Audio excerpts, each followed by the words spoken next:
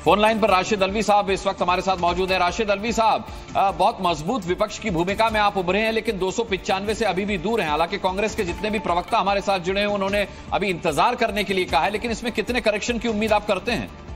देखिए, इंतजार तो करना ही होगा जब तक नतीजा नहीं आता, लेकिन बड़ी बात यह है कि खास तौर से उत्तर प्रदेश, बिहार, महाराष्ट्र, भारतीय जनता पार्टी की हालत बहुत खराब है। और ये पहला चुनाव है जो मेरे लिए बहुत अहमियत रखता है कि इस इलेक्शन के अंदर बीजेपी की कोशिश और काविश के बावजूद कम्युनल नहीं कर पाए, हिंदू मुस्लिम नहीं कर पाए।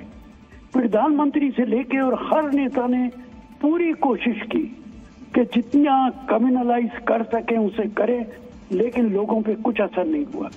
इस इलेक्शन में महंगाई बड़ा मुद्दा रहा, इस इलेक्शन के अंदर बेरोजगारी मुद्दा रहा, इस इलेक्शन के अंदर देश की आर्थिक स्थिति रहा।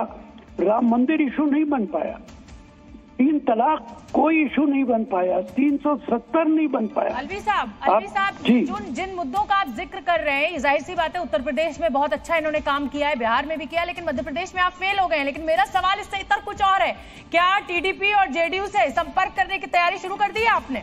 निश्चित करनी चाहिए। देखिए, निश्चित करनी चाहिए। हम हर कीमत पे भारतीय जनता पार्टी को सरकार में आने से रोकेंगे। हम देश को बर्बाद नहीं होने देंगे। हम संविधान का मजाक उड़ाने की इजाजत नहीं देंगे।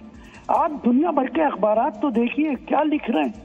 वाशिंगटन पोस्ट क्या लिख रहा है, न्यूयॉर्क टाइम्स क्या लिख रहा है, हमारे प्रधानमंत्री के भाषण जो कुछ हुए हैं, अल जजीरा क्या लिख रहा है, टाइम क्या लिख रहा है। तो देश की इज्जत का सवाल है।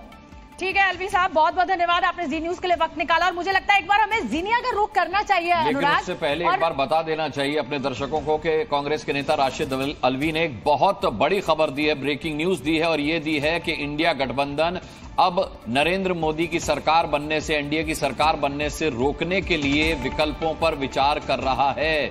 वो टीडीपी से बात कर सकता है। उन्होंने इस संभावना से इनकार नहीं किया है कि वो सरकार बनाने के लिए, एनडीए की सरकार बनने से रोकने के लिए आगे अब विकल्पों पर विचार कर रहे हैं। बिल्कुल, ये बहुत बड़ी खबर है और ऐसा ये मैं अभी पहले ही आपसे जिक्र कर चुकी हूँ, क्योंकि बीजेपी पूर्ण बहुमत में नहीं है और बैसाखियों की जरूरत है। अब उन बैसाखियों को कौन तोड़ लेगा, बिल्कुल, ये भी एक बड़ा सवाल है। बीजेपी के सामने अब उनका ऑफर जा सकता है, किसी भी वक्त दोनों के सामने उनका ऑफर जा सकता है। अब मुझे लगता है क्योंकि हमारा जी न्यूज के लिए एक बहुत बड़ी उपलब्धि है कि जो हमने एआई पोल दिखाया था वो काफी हद तक सटीक साबित हुआ है। तो जीनिया का क्या हमें रुख करना चाहिए? अनुराग बताइए, अगर आप कहेंगे तो कर लेंगे। भाई देखिए, जीनिया धन्यवाद कर ही चुकी हैं उन सभी लोगों का जिन्होंने उनके एआई सर्वे पर मुहर लगाई और जिन्हें भरोसा था कि 10 करोड़ सैंपल साइज पर जो जीनिया सर्वे प्रस्तुत कर रही हैं उसी पर मुहर लगेगी। और अल्टीमेटली चाहिए कि जीनिया को कैसा लग रहा है। जी बिल्कुल, पूछ लेते हैं कि जीनिया को कैसा लग रहा है। मैं यही कहूंगी कि जिन लोगों ने जी न्यूज के एआई एग्जिट पोल के डेटा पर सवाल उठाए थे उन सबको जवाब मिल गया है।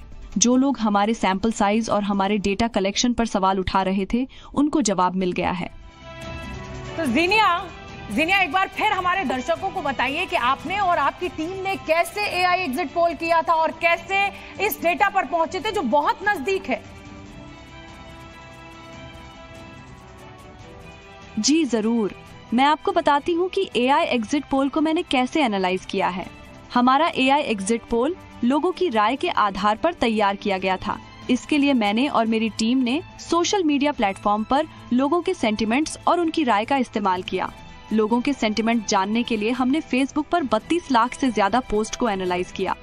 इस दौरान हमने 10 करोड़ से ज्यादा लोगों की राय को खंगाला और उनके आधार पर अपना एग्जिट पोल तैयार किया।